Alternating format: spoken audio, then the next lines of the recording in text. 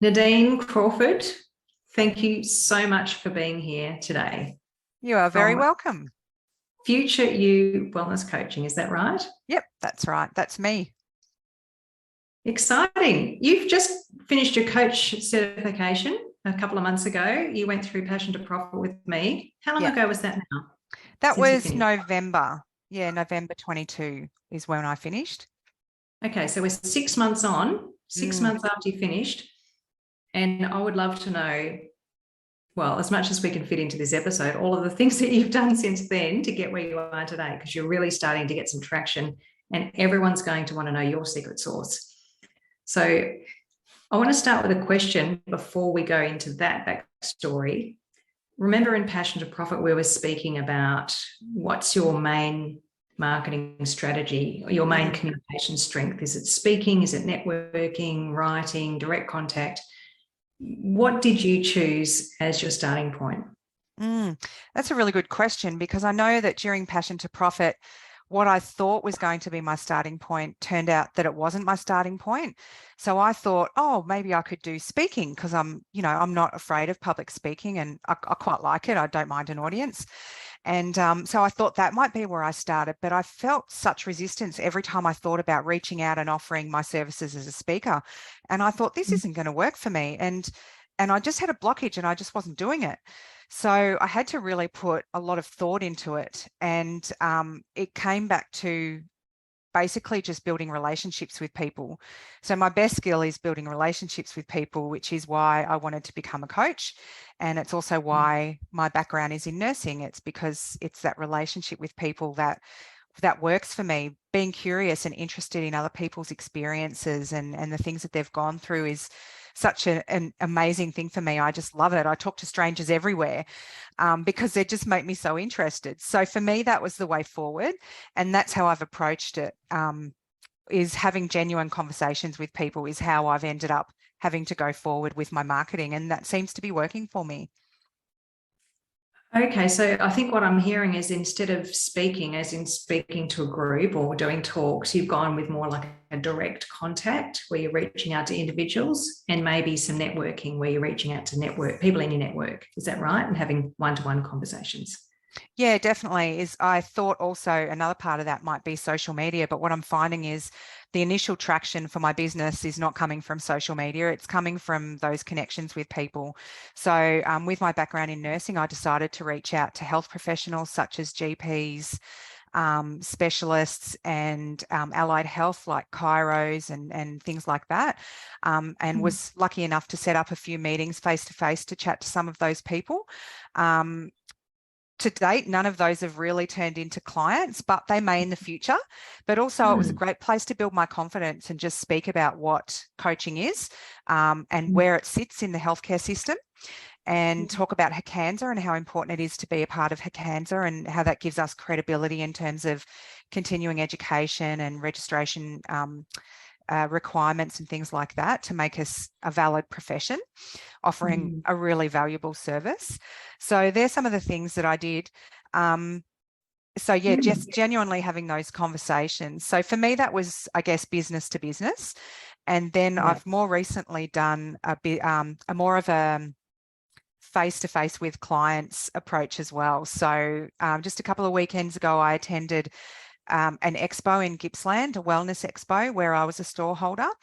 And I thought long and hard about how to get people to come and chat to me, because it's hard when you're at an expo and people just walk past, and I'm selling a soft service. I'm not selling candles or something that are visible on the table that people can walk past and smell and fall in love with and purchase. So how do I get people to engage with me so they get a sense of who I am and what I do and how I could help them? So with everything that I learned from Passion to Profit, I set up a sales funnel, and I set up a lead magnet, a free lead magnet. And so I had a webinar booked for the Monday following the expo, and I had a new program, a pilot program starting that same week. So I could funnel people directly into the webinar, which I could then funnel them directly into the pilot program. And in order to get people to come over and talk to me, I developed some conversation cards. Actually, my peer coach, Beck, who lives in Tasmania, we've been developing a few resources together, and we developed these conversation cards. So I printed off a set of those, and I use them like cards. And I said to people as they walk past, did you want to come and have a chat with me? Would you like to have a conversation? And who can say no to a chat? So the cards had things on them. The cards had things on them like, how will you incorporate positive movement this week, or what makes you feel most vulnerable, and what's your definition of success? So just really thought-provoking questions, and every answer leads to a coaching question. So that was how I approached getting people to talk to me. And I also, instead of standing behind my table, I took a couple of stools and set them up, like high stools that are at my kitchen bench, and I set them up beside my table, and I sat on one. And then when people looked like they wanted to chat, I'd say, have a seat. And so I'd sort of bring them into my little office and we'd have a little chat. And it was really great because I had some really interesting conversations with people. And interestingly, there was another coach opposite me at the expo. She was an NLP hypnotherapy coach, and she had some signs on her table. And clearly, we've both never done an expo before. She came over to me at the end of the first day and she said, I need some new signs. How are you getting all these people to talk to you? And no one's talking to me. And so I actually gave her the passion to profit information, because I think that, perhaps definitely she could, use it, and she was quite keen, but definitely what we learned in Passion to Profit was so valuable. But the big thing is that at the end of the day, I managed to get 2 new people into my pilot program. So I'm currently running my pilot program, which is really exciting. So that's now making me think more about my strategy around getting directly in front of my ideal client rather than going through a business, because it's not their core business. It's an additional thing that they might offer. But if I'm speaking the language of my client, then hopefully if I can get in front of them, then I can definitely sell myself to them just by being who I am and what I do. That's so amazing. And I love the expo that you just created a little mini office there and invite people to have conversations. And I'm kind of curious how you went with that. Did people go, oh, no thanks to the card, or look at the question and, oh, that's uncomfortable, and hand it back? Did you have any of those, or was everyone really engaged? I had 1 or 2 people only all weekend who said no thanks to a chat. That's totally fine. I had a few people who found the question either confronting or they weren't sure how to answer it. And so sometimes I would either just give them a different card or ask the person who was with them what their card said. I would just adjust to the situation. But everyone was quite happy to chat. I think people don't feel very listened to. And a lot of the time I find that is really key. Is I did a partnership with a friend of mine who owns a skin business here in my local area, and she set up a package where the people got a half-hour skin treatment and a half-hour with a health and wellness coach. And during the health and wellness, during the half an hour with me, a lot of them didn't necessarily come with something that they needed changing, because they didn't really know that they were getting me as part of the package. They kind of just saw the skin treatment in a package and booked in. But when they sat down with me, all of them pretty much had something to chat about, whether it be good, bad, or otherwise. All of them were able to walk away with a little bit of a nugget of learning or awareness. And a lot of them said to me, it's just really nice to talk about it. It's just really nice to talk to someone. It's just really nice to have someone listen. And I think that's a really big key in what we do as coaches, is just listening to people and giving people a chance to speak about their experiences. Because when you say them out loud, they sound different and you can work through them. Yeah, it's a really good point that people don't feel listened to. And I think coaches often forget the value of being heard and just sitting there silently. And you think, well, what am I doing? How am I helping that person? But it's an incredible help when nobody in your life is listening to you, and you give them that opportunity. Yeah, and that's actually, right. So on that opportunity, and just to go back to that package that you created with this beautician's business, was that somebody that you knew, or was it just a business that you kind of walked into and said, hey, I'm doing this? It's actually a good friend of mine. and so I go there for, you know, some of my beauty services. And we've just become friends over time because we're both nurses, and she's just one of those people that I've connected with and we've become good friends. So she's been very keen to help me establish my business in whatever way she could. And she believes in me a lot, which is so great. I've learned a lot from her, like I have from Melanie and other people. So she came up with this idea and I was like, sweet, I'll go with that.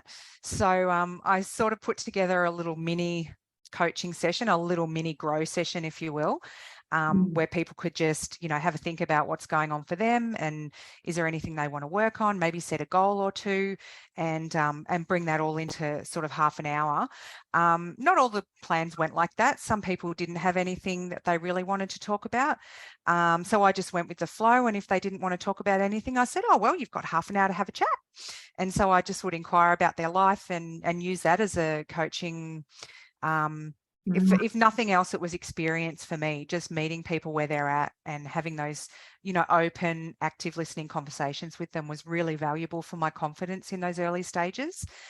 So yeah, I was very grateful to her as my friend, and she set it up so that we both made money out of it too. So it wasn't just her making money and me doing it for free. We set a price, we decided what our time was worth, and we split the money in half. So for me, that was very valuable as well at that time.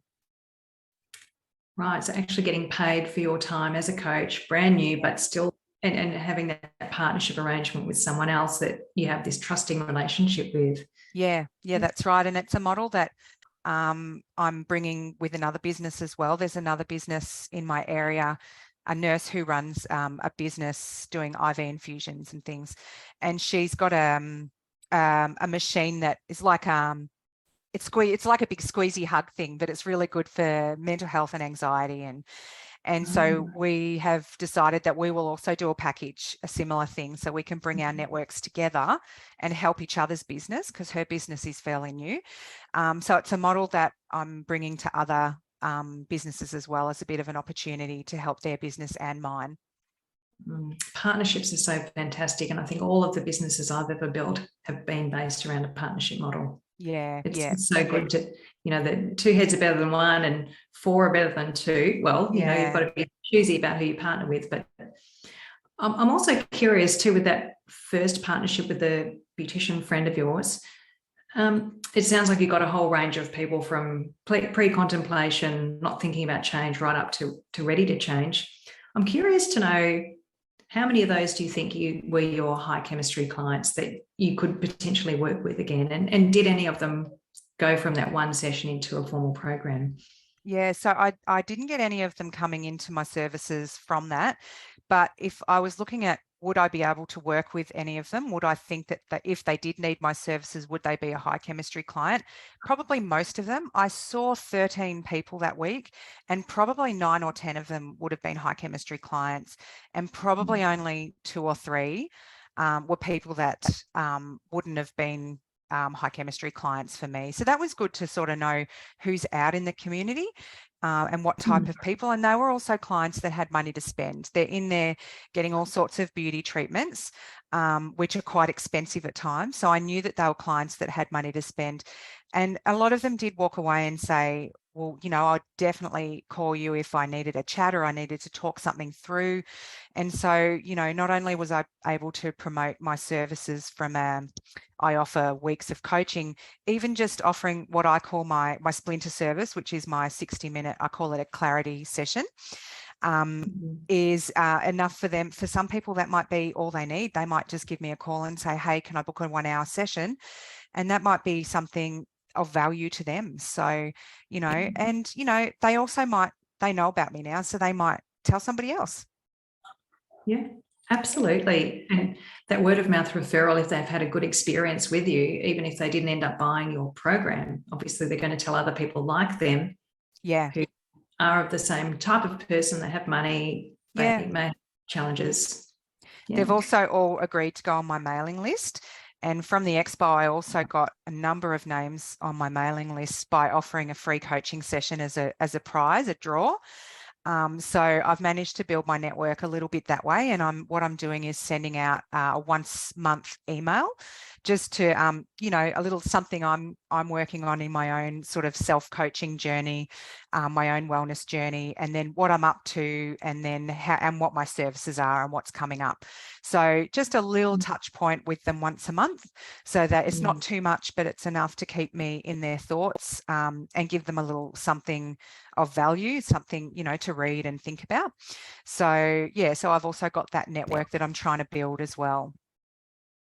Okay, so you've been doing a lot of awareness building and trying lots of different things by speaking to people and networking. And then you've got a bit of this affinity and attraction going on with people who are engaging with you in those chats at the expo, the one-on-one, and you've had a couple of people buy programs. And those people that were at the expo, I assume they didn't know you from a bar of soap. They had a chat with you, they came to your webinar, and 2 of them have bought your program. You mentioned that they had some things in common, and what was the greatest resonance point for you with those people that have joined your program? What's the common value, or you know what I mean? What's the resonance point? So interesting, with my background as a nurse, I'm finding that a lot of people seek me out because of my background as a nurse, particularly people who might have some emerging health issues. So it's definitely something that I'm using as an asset now in the way I promote myself. So interestingly, both of these girls, one is a nurse and one is sort of like a community worker. So they're both in caring professions. And they also resonated with my story. So my personal story about growing up quite unhealthy with not really any physical activity, and then facing a number of challenges along the way, and then finding myself making the effort to go through my own health and wellness journey and finding a place where I'm happy, fulfilled and healthy and active and loving life. They resonate with that because that's where they are, and I'm where they want to be. Right. So by telling your own story, you're attracting people like you who are on a similar journey, and they have this resonance that makes them want to work with you. Yeah, definitely. And another client that I picked up randomly. So those of you who are thinking about joining Hakanza and haven't, please do, because I picked up another client because they literally searched health and wellness coach, came to me out of the blue because they searched health and wellness coach, found Hakanza, went to the website, looked through the coaches, found me. I was somewhat local to her, and also my background as a nurse was something that resonated. She went to my socials, had a look at my YouTubes, had a look at my website, booked a discovery call, and then booked in for a 4-week block. And now we've done 4 weeks, and she's now just signed on and paid for another 8 weeks. So, that was because of Hakanza. If I hadn't been a Hakanza member, she wouldn't have found me. She would have found someone else on there. So it's definitely worth joining Hakanza and having your profile and your story up to date, and knowing who you are and what you do, so that you can be very clear about that.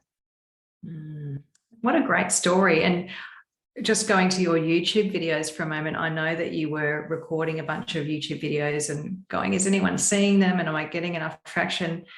And this was before a lot of these other connections had happened. So how are you feeling now about the early work that you did on YouTube and that you're continuing to do?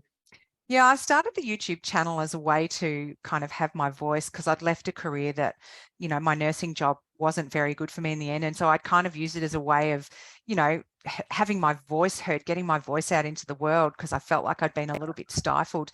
So it was kind of like a little bit of a creative outlet for me. And I have felt like I had some things to say. So I started the YouTube channel, and I did, when I started working on the business a bit more, I thought, I'm not really sure whether this is worth the time and the energy. But actually, a lot of people were saying to me, even in my own networks, my own friends and people that I know are saying, oh, I watched your video, and I really learned something from that. And yeah, that's reminded me I have to do this. But actually, it's the clients are coming to me because it's creating touch points for them. So when they're looking for a coach and they're looking at socials, they go to my YouTubes and they instantly get a sense of my energy, who I am, what I stand for.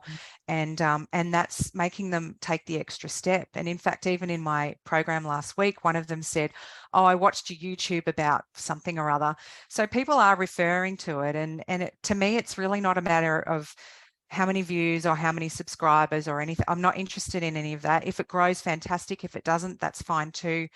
But I know that people are watching it and they're using it as touch points. And in fact, I can't figure out how to upload a YouTube to Instagram. So I'm just uploading the reel to Instagram. So I'm not getting those views through the YouTube channel, but I know people are watching it because that's where most of my clients are, on Instagram. That's where I'm finding the most growth in my social channels. So that's where I'm making sure I put everything, even if it's not through the YouTube channel, the video still goes up there. Interesting learnings from that. Yeah, definitely. And again, I thought it would be on Facebook, but no, it's Instagram. The people, you know, my ideal client, they're on Instagram, and that's where that network is building. And who is your ideal client? Just to put you on the spot and ask you. Or Someone just like me, basically. So someone who's, you know, struggled with their health and fitness, and wants to get it right. And, you know, someone just genuinely authentic who really wants to make a change. And I know that when we first started working together at the start of P2P, I was like, I couldn't find the words for who my ideal client was and who I wanted to help. And, you know, we went on this big journey, didn't we? We went round and we had several phone calls, and I tried a few different things, and I've come back to exactly who I wanted to help in the first place, but I found my words for it. But it did take some time, and it took some trial and error. And this year was really the launch of my business, was probably mid-January, where I really thought, right, this year I'm going to get serious, and I'm ready to go, and everything's in place. And my motto was trial and experiment, trial and experiment. 2023 is my trial and experiment year. And by having that mentality, I really took the pressure off myself to make money now, or make traction quickly. And the other thing I did was I got a part-time job. So I'm teaching a bit of first aid on the side, and that's putting some money in the bank. It's taking the pressure off financially, and it's building my confidence and giving my brain a rest from thinking about the business all the time, because I can go out and do a bit of work there. So that's been a really positive thing for me. But yeah, definitely took the pressure off myself. And the other thing is, I keep telling myself is, don't worry about what other people are doing. Do what you need to do. You must be authentic, otherwise it just won't work. And I think for those of us who've come from employment, we're very focused on not selling ourselves because we don't know how to do it, and it's not been the way we do things. So learning how to sell yourself and sell what you do in a very authentic way is really important, and that's only going to take trial and experiment. You can't do it the way someone else does. You can't think, oh, someone else is doing the same thing, because they might not be interesting to some clients. Some are going to come to me because they like me. Some are going to go to someone else because they like them and they resonate with them. So don't ever worry what anyone else is doing. Just be yourself, find your own way, and give yourself plenty of time for trial and experiment. Well said, Nadine.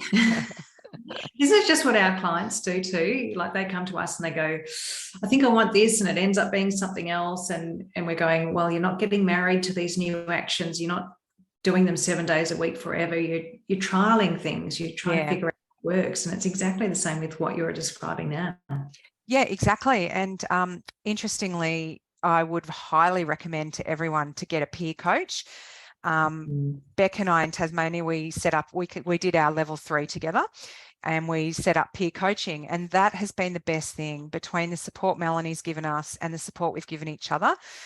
So we've set it up that 1 week I coach her and the next week she coaches me.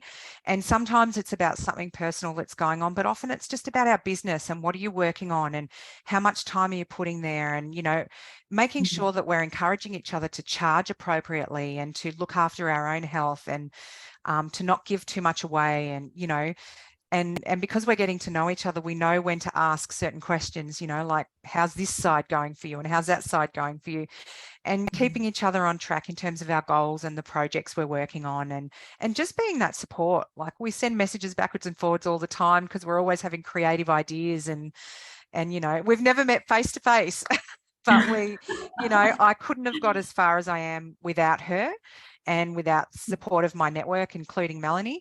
So definitely encourage you. It's a great way to keep your coaching skills brushed up and feel confident in that space, and also a great way to learn from each other and encourage each other in the building of your business side of it. Yeah, I love that you've mentioned that, because so many people try and go it alone. It's so hard to do business on your own. I mean, it's a whole new thing for a lot of people, as you said, coming out of employment and Yeah, not understanding the value of what you do in your time, and having ideas and thinking, is that crazy? Would anyone yeah, buy that? To be able to yeah, bounce that off someone is so important. And yeah, even this morning, I was teaching a class of P2P, and one of the students was struggling to find some practice clients, and I asked someone else how they were going with practice clients, and she started talking about her experience, and I could see this other student going, and then starting to ask questions.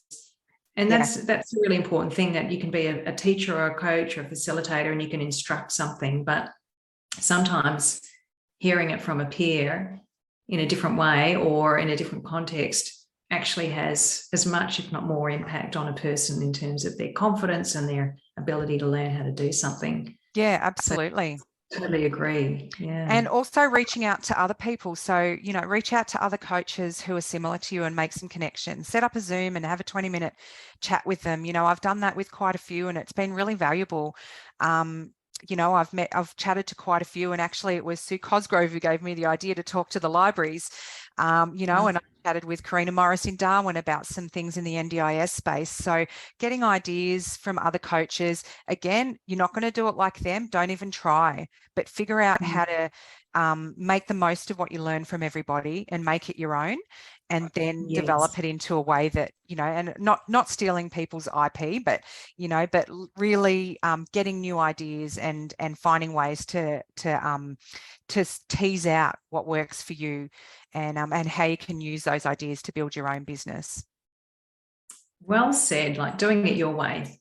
Yeah, comparing not absolutely. to comparing not to judge yourself and go, oh, I'm not as good as them, or I could never do that, or I have to do it that way, but what are the best bits that resonate with you, and then packaging up together into your own way of doing it. Yeah, absolutely. And I know I might sound confident now, and I'm definitely building confidence, but I wasn't at the start, and I went round and round in circles and felt like I wasn't going to make it, and is this really worth it? I had one moment where I did say to myself, is this really worth it? Is all this hard work worth it? And the answer to me was, well, I'm going to regret it forever if I don't give it my absolute best shot. So yes, it is worth it. So for me, that was a moment where I was like, there's no turning back. I can make money in a multitude of ways with my skill set in nursing and the things that I've learned there. But for me, it was like, no, if I don't do this, I'm not turning back, because I'll regret it forever. So for me, it was like, yep, push on. But I definitely had issues with my confidence in health and wellness coaching initially, and how I was going to actually build this. And there, at the moment, I'm like, okay, I've got a bit of traction now, but I need to start thinking forward about how do I reach the next lot of clients. So there's always ongoing things that you need to be thinking about. But if you don't have confidence to begin with, just don't worry about that. Just keep going, keep pushing, and keep doing it your way, and don't worry about what anyone else is doing, and it will happen if you just keep putting the work in. And it is a lot of work. The hours I've put into it, the hours I've seen Beck put into her business, it's a lot, but it's definitely worth it. And just, the people that we can help, I'm seeing that now in the rewards I'm seeing with my clients. And that's the rewarding bit. Is I get off a call with one of my high chemistry clients, and I just say to my husband, that didn't feel like work. And it's just great. It's such a great feeling. So, keep going. The world needs us.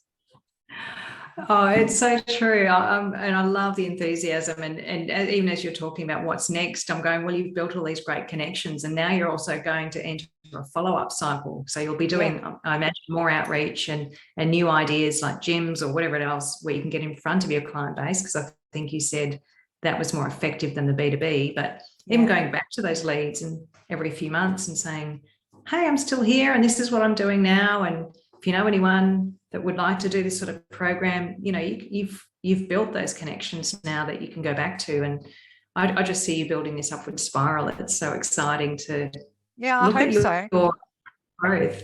This morning I even sent out some follow-up emails going back to a few people I've had touch points with already, some businesses. So that's exactly what I'm doing, is I'm thinking forwards and I'm thinking backwards. So, okay, who else do I need to reach for the first time, and who can I reach back to and keep those networks going. So yeah, and hopefully the spiral continues. So watch this space.